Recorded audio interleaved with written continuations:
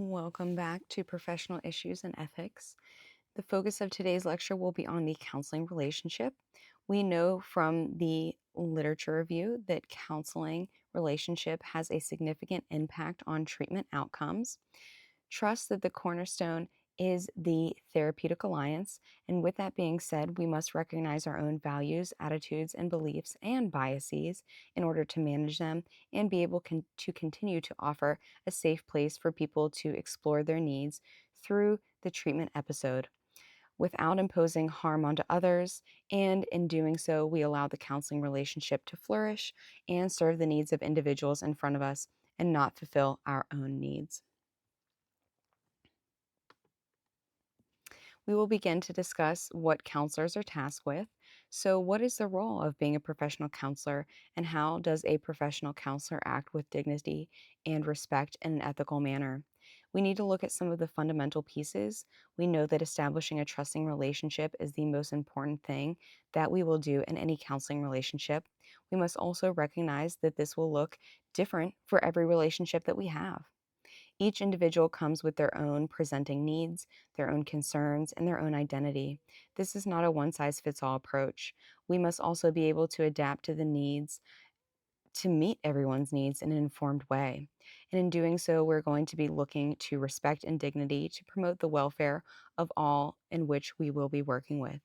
We're going to help individuals to reach their potential by facilitating growth and development, being a guide with them along the way, and being non judgmental and helping them to elicit and evoke change. We're going to be tasked with offering respect in a manner that safeguards the client's rights to privacy and confidentiality while recognizing there are limits to confidentiality, and we must share those limits of confidentiality with clients early and often so that they can make an informed decision. Being a multicultural competent counselor, is necessary, and it's essential to the work that we do. We're going to have an entire lecture on this, and we must recognize diversity. We must recognize cultural and ethnic differences, and that we are going to be looking at different things from maybe a different perspective. Maybe someone may be resistant or ambivalent, or there's a barrier in treatment, and maybe this is the time to look at culture and see if maybe that is if we need to become more culturally competent as a counselor. There are horror stories out there of people being misdiagnosed, of people getting the wrong types of treatment or the wrong types of care because a counselor was not culturally competent.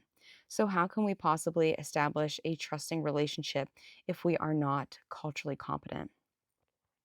How does a counselor need to be self aware of their own cultural identity?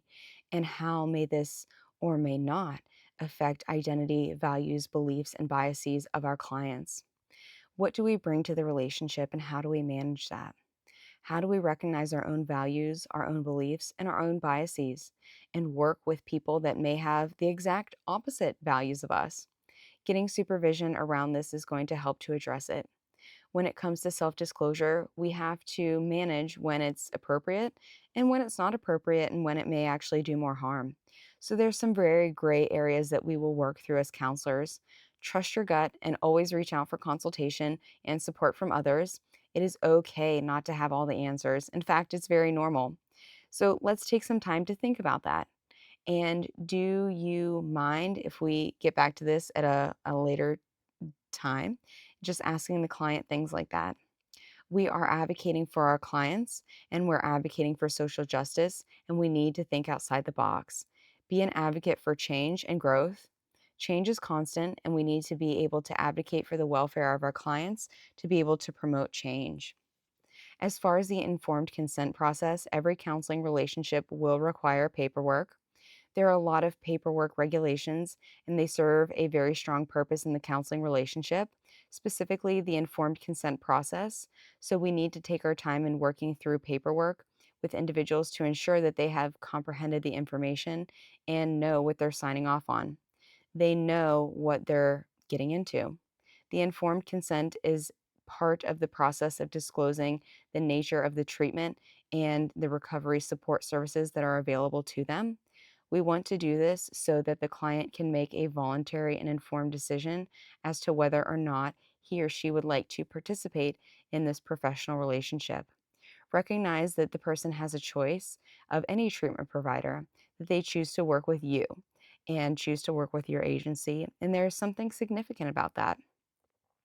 When we walk into a door of counseling relationship, it's a very vulnerable position, and most people have a very difficult time asking for help. We need to inform people of what they're signing off on, who we are, what our credentials are, and what we can do to help them and what we can offer them. The types of treatment and services that we do provide. What does the length of treatment episode begin to look like? And what could a person expect overall coming into counseling with us? This will promote respect and autonomy and help to serve the client welfare and achieve interests of the client by serving them well. Informed consent is not a one time event. It's a continuous process that we will have to be reflecting back on continually. In the event that the client's level of care changes and treatment needs change, we have to go back to the informed consent process. And maybe what we shared with them at the beginning is not the same as today. And therefore, it's very important to review with them what's happening, what type of treatment they're now getting and why, and what the rationale is behind this. Clients ultimately have the right to know about anything that might affect their decision to participate in counseling, such as fees, treatment schedule, benefits and risks of treatment, and the types of services offered to meet their treatment goals. Most treatment agencies are guided through a number of regulatory bodies, of which the majority will say you must document with clients the benefits and the risks of treatment. This might come into a situation where you're recommending an inpatient program for an individual because you recognize their need is acute and they have emergent care issues that might not be served well on an outpatient setting. But the individual may refuse inpatient and only agree to outpatient. In that case, we're looking at the least restrictive level of care. As a professional, you should be documenting what your actual recommendation was and your clinical impressions, but that the client refused that level of recommendation or opted out of that level of recommendation. Whatever it is that truly happens, and as such, the benefits of least restrictive level of care look like, document X, Y, and Z, and the risks of the least restrictive level of care looks like, again, X, Y, and Z. So making sure that you're documenting things in detail, being very explicit about documenting these specific points is going to be very important for you. Informed consent typically includes the following, which is the name of the agency, the specific provider rendering the services, who is the agency, is this a community mental health clinic, is this for a facility for drug and alcohol, is this a hospital, is this a private practice, and what are the roles of the providers. Some treatment centers are integrated and maybe the person is initially coming in only for counseling, but then you recognize that there's also a need for psychiatric treatment and maybe even med management. Also need to be providing information about the roles of the providers that they may be coming in contact if they do need additional or other services. The role of technology here. This is a great opportunity for you to set some boundaries around social media expectations. If you were doing any type of telehealth, what that looks like. What types of tools does an individual need? And also, electronic records are very big. They're everywhere. Some clients have difficulty with that. Some clients are very suspicious of it. So you may want to inform them of the type of technology you're using, such as an electronic record, and how you will be managing that in session. Also, we need to look at the provider's scope of confidence, so who you are and what you can offer to that individual. You will be talking to them about the type of education and training that you receive. What about any particular credentials, licensing, or other qualifications that you have? What are your areas of expertise and the type of treatment services that are available? So, modes and modalities, we might be looking at specific evidence based treatments or theoretical orientations, as well as individual therapy, group therapy, various levels of care, and is there concurrent psychiatric treatment? The duration of most informed consents are completed annually, just so that we're staying current, we're getting up to date information. But again, I would advise that you continuously go back to the informed consent based on any type of change and recognizing confidentiality and the limits to confidentiality within the informed consent. The nature of the proposed service, typically informed consent happens at the very beginning of treatment, and of course, they are necessary for us to be able to do counseling. So, that must happen prior to an individual coming into the counseling relationship and starting that assessment or that intake process. The best practice is to have them walk out of treatment with the next appointment in hand and talk to them about the duration of treatment or diagnoses, provisional diagnoses, and related treatment. What are the interventions that we would typically use? What about your referral or your termination policies? We know that the ACA Code of Ethics has a wealth of information around referrals and termination and our professional stance and acting ethically in these areas.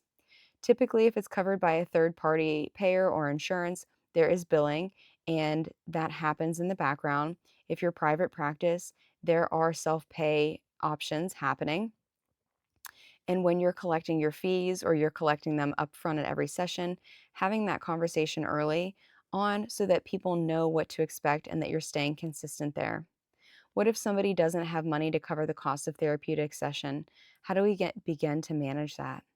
One of the biggest complaints that we see in our field is that individuals place grievances stating that they weren't informed of the limits of confidentiality and that they didn't receive informed consent. So we need to mitigate that and we need to be having very open conversations about this and doing so quite frequently. The mental health consent that I've provided resources in in this model here, or excuse me, in this module, you'll be able to click on them and find them, and you can start to explore the difference between mental health and drug and alcohol in the state of Pennsylvania. So, what is the primary problem for the individual? What is the priority that needs to be addressed in treatment? And maybe at first, individuals under the influence of mood altering chemicals. Maybe our priority should be helping them get clean and sober, and then to see if we need to refer specifically to a mental health provider. Or the reverse, somebody coming in for mental health treatment and they're saying, I have mental health concerns such as depression or anxiety, but you're going to do a thorough assessment and that you're recognizing that depression and anxiety may be highly correlated with alcohol use. And maybe that's the primary concern in the presenting problem. These types of treatment are very highly siloed, and regulations are also very highly siloed. So, we need more advocates out there to promote co occurring treatment and integrating care. With that being said, there is some information for you around mental health treatment, specifically, which is regulated by the Office of Mental Health and Substance Use Services. And there's going to be information in this module here about it. So you can see within the PowerPoint here, we do have a few things that you can click on. These are clickable and you'll see that the mental health procedure code, and you can easily go through there and look at the general provisions, and you can see the definitions about mental health treatment procedures. What is an adequate treatment? What are the standards for treatment facilities? How do you formulate and review treatment plans? What are the guidelines there? What about appeals? Contents of treatment planning and other proceedings. You'll see the scope and policy, non consensual release of information, and access to records. Most often, treatment facilities require that a client can access the records, but they must write in for permission. They must request it in writing to get a release of their records. And we have to keep in consideration protecting individuals. So sometimes information may be redacted from the record prior to release for various different reasons. We also need to think about consensual release for third parties. So, if there's a release of information to a third party, what can we release? Why are we releasing it? Releasing to the court may look different. What is it that we can limit around confidentiality? And what about mandated reporting? Mental health procedures also start to highlight drug and alcohol abuse or dependence. If you're operating in a mental health licensed facility as a mental health practitioner, please recognize that the scope of your drug and alcohol work looks like education, and you can briefly highlight education. If it goes anywhere beyond the scope of education, then you're looking at a referral to a substance use clinic. Patients' rights, continuity of care, voluntary and involuntary treatment can also be seen as you explore this website. And what about court ordered treatment information? People who may be externally motivated for treatment. So these resources are all available online to you. So the link is here. I just want you to be familiar with this resource and where you need to go if you have any questions. This is really going to help inform you. As you can see, the second link that we have here, this is specific to confidentiality and psychiatric outpatient clinics. This gives you more information about what guides the day to day functioning of treatment standards for treatment facilities and treatment planning and staffing patterns. But what about criminal history and child abuse certifications? So, if you're working at agencies, you'll likely need to do an Act 33 or an Act 34 and FBI clearances to be able to be involved and more information about mobile mental health. So, what does licensing look like for that, and how can you provide that? And other information about fee schedule, medication storage, waivers of standards if there are exceptions. So there's a wealth of information out there. I know that it can seem very overwhelming, but I just want to highlight the information that is out there and available to you if you should ever need it. So here we're going to highlight drug and alcohol consents, which are regulated by the Department of Drug and Alcohol Programs in the state of Pennsylvania. Again, here we have various different links, and you can click into each of these. They are going to discuss confidentiality, what happens for court, and what cannot happen for court-ordered individuals. One of the most important things that you should take away from today is that there are 5 points of confidentiality that we must adhere to in drug and alcohol treatment. The prognosis of the client, which is going to be really brief, such as fair, good, guarded, or poor. What type of facility are you in? What type of level of care is being offered? A brief description of the client's progress in a short statement as to whether or not the client has relapsed into drug and alcohol abuse and the frequency of such relapse. You can say whether or not the person has relapsed and the frequency of such relapse, how frequently the person is using. You cannot talk about the specific drug that they have relapsed on, hence not being able to release drug and alcohol screenings or toxicology reports. So there are some important points to make around the 5 points of confidentiality as it relates to drug and alcohol treatment. I've also included another piece which is going to highlight some general disclosures with patient consent in those 5 areas. Also attached in this module is a confidentiality training. It's a training manual right there provided by the state. And this manual was last updated in 2017, but it's still going to provide you with all the confidentiality training materials. So I think that it's important for you to recognize that if you're doing work in the drug and alcohol licensed facility, you will be required to participate in the Department of Drug and Alcohol programs confidentiality training, which is going to be a one-time training of 6 hours to review all of the important information here and in that training manual. As it goes on to highlight some of these things, I've already started to review with you. It's a nice resource to have on hand. I think it's very important that if you're working in drug and alcohol to any degree, that you simply seek consultation from experts in the field to help guide confidentiality and limits of confidentiality as it relates to drug and alcohol versus mental health treatment because they are drastically different. So I'm simply highlighting these 5 points around drug and alcohol confidentiality. Just to be clear, you do not have to do this 6 hour training as part of the course. It is just simply a resource here for you to have and to know that it exists. Other important considerations here to include are the inability to give consent under mental health law for outpatient treatment facilities. So, a minor under the age of 14, 14 is going to be our magic number. So, under the age of 14, you will need a parent or a guardian's consent, and likely you're going to be asking for documentation prove that this person really does have sole custody and is the parent and has the parental rights or is the guardian. This can get a little murky if you're working with individuals that are in foster care. So, who does have those rights? And what about child custody disputes? Who has the right to what information? So, you're going to be asking for documentation to ensure that the person is signing off on this and the person does indeed have the right to receive it. For drug and alcohol, there is no age of consent. If you have a 10-year-old who walks into a drug and alcohol treatment facility without parental consent, they want to seek treatment, and they have every right in the world to get drug and alcohol treatment without their parent knowing. Of course, we would always encourage those conversations and recognize that it's very important to have family support and loved ones engaged in the treatment process. But the idea here is that simply there is no age of consent when it comes specifically to drug and alcohol treatment. Inability to give consent for incapacitated adults. What about working with individuals who are elderly? Maybe they have cognitive impairment, or perhaps they have developmental disabilities. Sometimes traumatic brain injuries come into play. Again, how might you work with those individuals in order to get consent and to revisit consent when needed? Because there may be memory loss. Maybe the person does not fully understand. So we need to keep that at the forefront. Of course, psychotic disorders or people in crisis or perhaps someone under the influence, we often need to refer back to informed consent. So, again, it's going to be important to refer back to your agency's policy.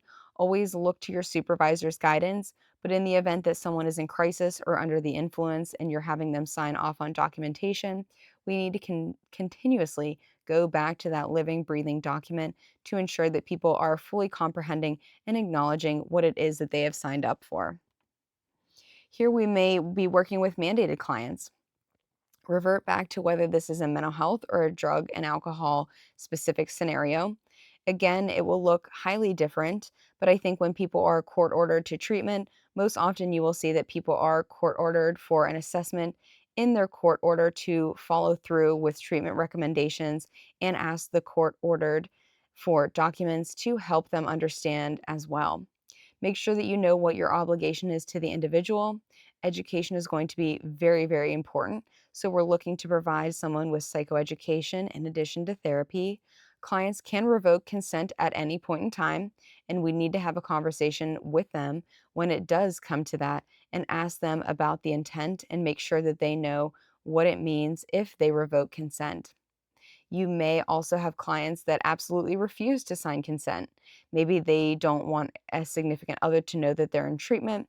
If someone's coming in and they're court ordered and they're refusing to sign consent, for the judge, we may need to have that conversation because we couldn't really say anything, and that would be a violation for them. So make sure they know what they're refusing or signing up for. And if the person has not provided consent for a specific individual, as an example, and an individual is contacting you, you cannot explicitly or implicitly confirm that the individual is in treatment. The only thing you can repeatedly say is, I can neither confirm nor deny. However, if you have something you'd like to share with me, I can listen, but I cannot confirm nor deny otherwise, and then just leave it at that. You may sound like a broken record at times. Sometimes people will get angry. Sometimes people will simply call you and say that they know that you can't tell them anything and they just want to tell you things, and that's okay too. Ultimately, we need to avoid doing harm, recognizing that we have to be promoting the welfare of our clients that we serve, and we need to respect diversity and do not impose our own values on our clients. We need to avoid doing harm by not getting involved in anything other than the counseling relationship. This is the client counseling relationship, and that is it.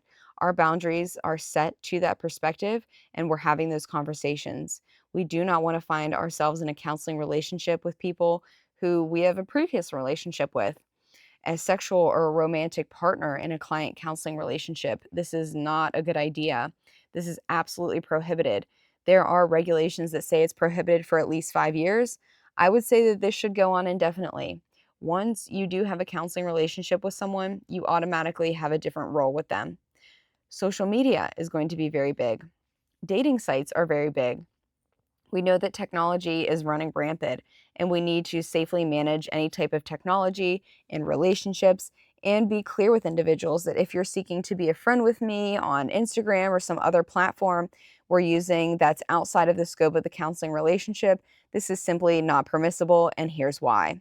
Talk to them about why and how these blurred areas and can just really make the counseling relationship murky, and that we want to keep their best welfare in mind.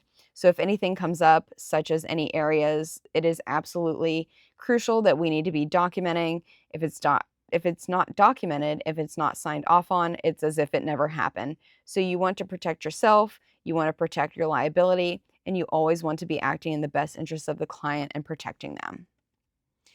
The last portion of today's lecture, we are going to be looking at the times when we have a conflict between our personal values and professional and ethical standards. It's going to happen. We are human. We have our own culture. We have our own values and our own beliefs. And just like anything else, this will occur. And we're going to grow and we're going to change as it happens. So, we're talking about the concept of what is ethical versus what is a value. We're talking about concepts of what is honesty versus integrity. Where do we fall? How do we manage these gray areas and potential conflicts in our values and ethical standards? What are some things that you believe in or value? What are some areas that you have a conflict? And how do we begin to manage these as counselors in training to ensure that we're acting ethically and professionally? Okay, that's it for today's lecture. Thank you for your time and attention. I appreciate you, and I'll see you in our next lecture.